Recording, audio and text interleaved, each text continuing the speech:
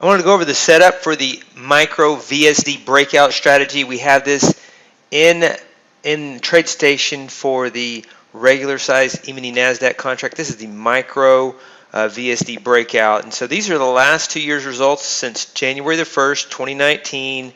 No slippage or commission. I'm going to show you the average trade profit is 1976. This is equivalent to 197 on the Nasdaq. I'm going to show you the Nasdaq results side by side so you can compare that.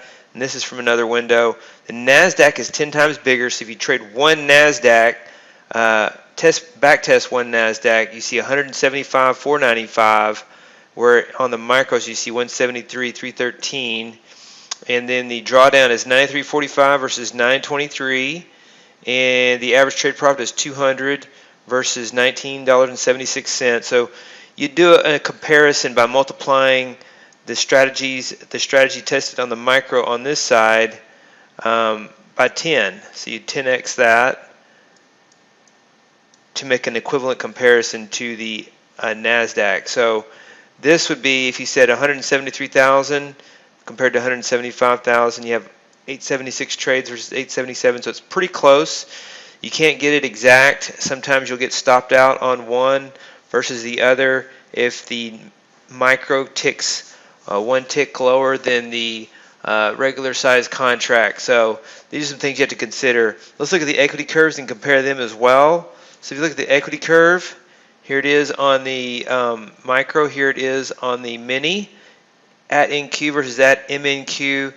And we have this in the portfolio calculator. Wanted to share what the results would be in a micro if you're trading one micro. Good results going back 2 years. What if we go back 5 years? I want to show you that, and then we'll go over the inputs.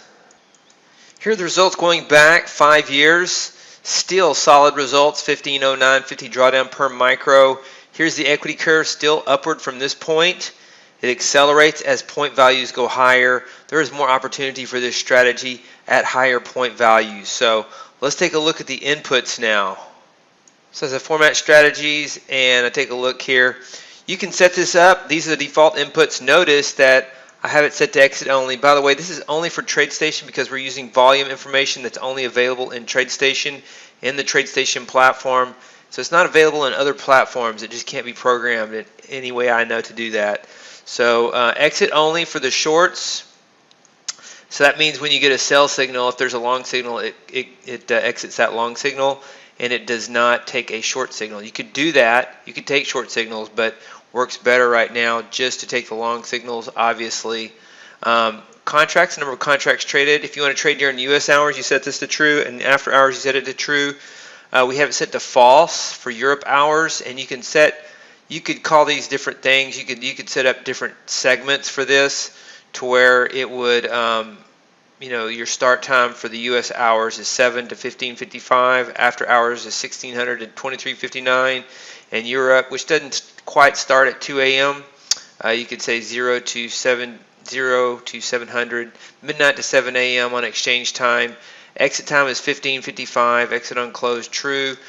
Keep in mind the stop loss amount is 160 and the mini it is 1600.